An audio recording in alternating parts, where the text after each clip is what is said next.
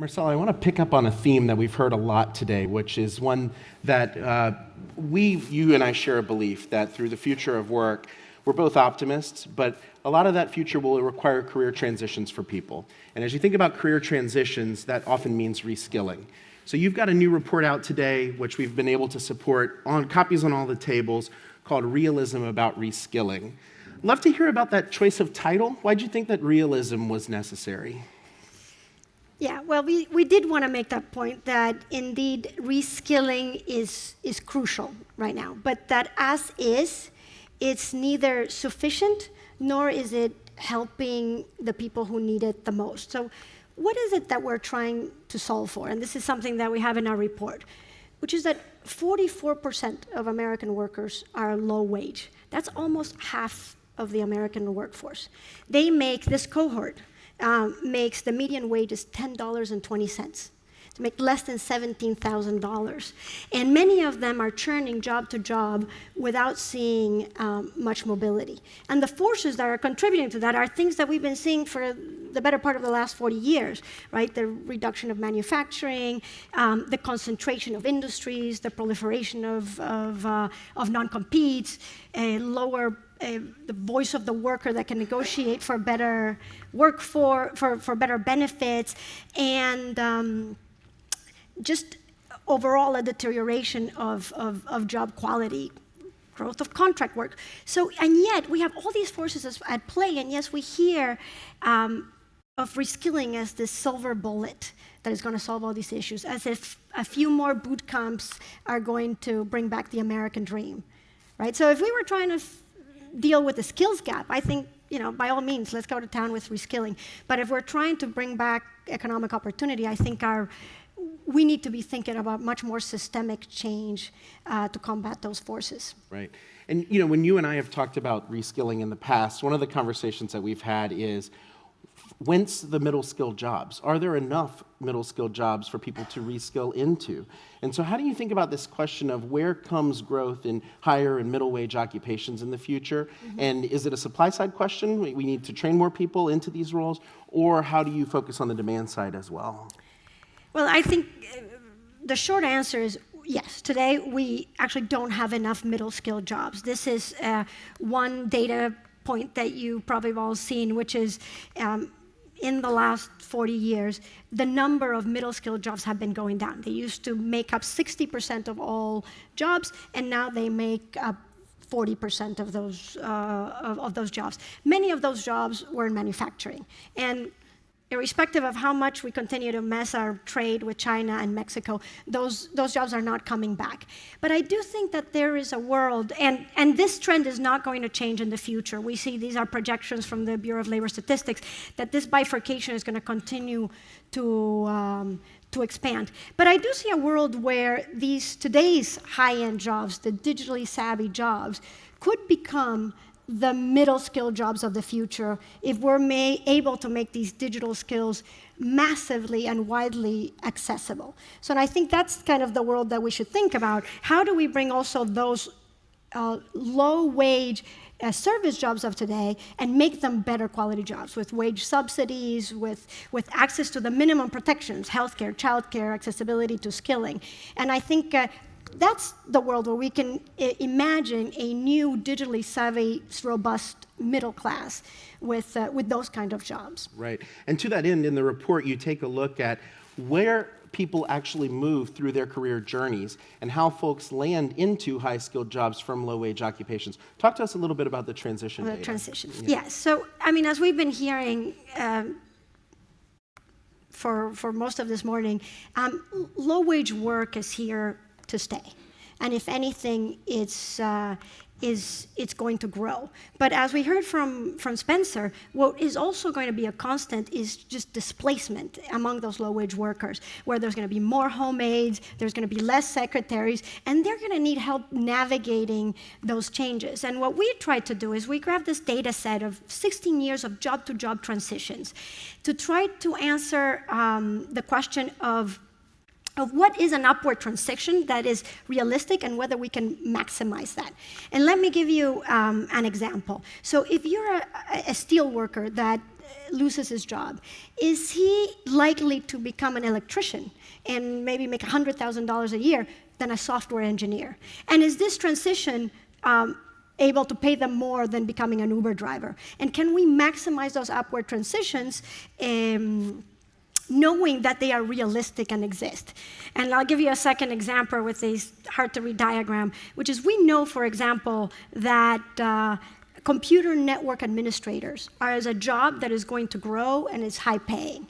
But we think that would it be helpful for firms to know that actually office clerks and printer repair people, even within their company, actually are one transition away from that? Would that encourage them to reskill from inside, which not only would be better than hiring and firing because it creates less negative externalities to society, but also cheaper, and this is what we're trying to provide. But let me give you one last example of this at work, which is I was trying to explain what we were trying to do actually a couple of years ago to a friend who's a fighter pilot in Australia. And I was like, well, so what I'm trying to do, your job is kind of obvious, is for example, if you've trained a lot of pilots, right? And she's like, yes, they're like, so who makes a good pilot? She's like, well, farmer boys do. I was like, farmer boys? She's like, yeah, why? She's like, well, they're strong, they're good with tools, not particularly risk averse. Like, okay. I said, well, if I do my job, I'll be able to predict that for others. And so I fast forward a couple years later, and I queried the data, and of course this is US data, and to be fair, we didn't have a ton of transitions that go into pilot, but within the top 10 transitions of occupations, it's miscellaneous agricultural worker and animal breeder. And I was like, there you go. Do you want to know which is the first job that transitions to pilot? I wouldn't know where to begin. Post-secondary teacher. Wow. Yeah. Didn't expect that. So, but anyway, for whoever's post-secondary teacher out there, please stay in your jobs. Despite everything I've said about reskilling, we need you. We'll pay better. Don't become a pilot. So anyway, those are the kind of things that we're trying to predict. Yeah, you can look at this data the other direction too. So this is sort of from the top down, but you can also look at lower wage occupations and get a sense of how likely folks are to move into higher wage. Talk to us a little bit about how not all occupations are created equal. Yes, so we actually created this short-term mobility index for every occupation out there, and that's based on the probability that an occupation will lead to higher paying jobs. And what we find, and what I think is relevant from this graph that you can barely read, is that not all low-wage work is the same, and that we find, particularly these people on that lower quadrant, that they have low mobility and low wage. We actually find when we distribute these transitions that people on the lowest quintile of wage earners, which are people who will earn $10 to $15, 55% of the moves that they make, they stay within that wage quintile. So I think that's helpful for policymakers too, who if you want to focus your policies of reskilling, of wage subsidies, this group that encompasses millions of people, which are cooks, domestic workers, and even preschool teachers, are a place where we should focus, because these are the most vulnerable jobs.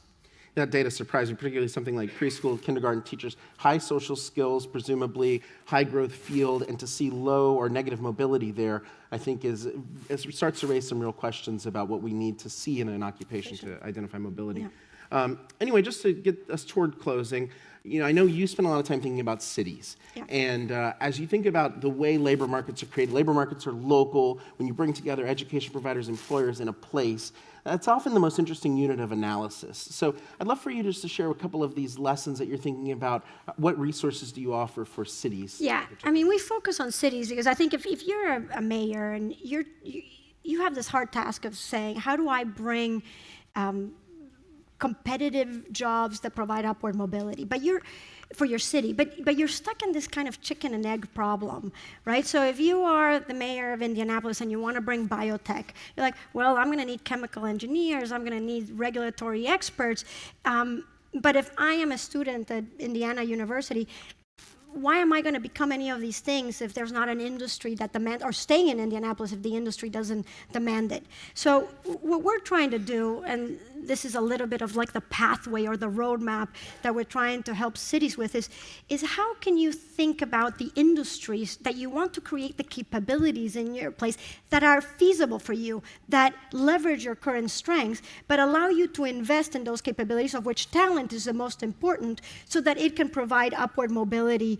for your citizens. And I think we have a pathway that's very data-driven that can give you this kind of insight at the city level, and you don't have to rely on national statistics to create a plan that works for you. Right.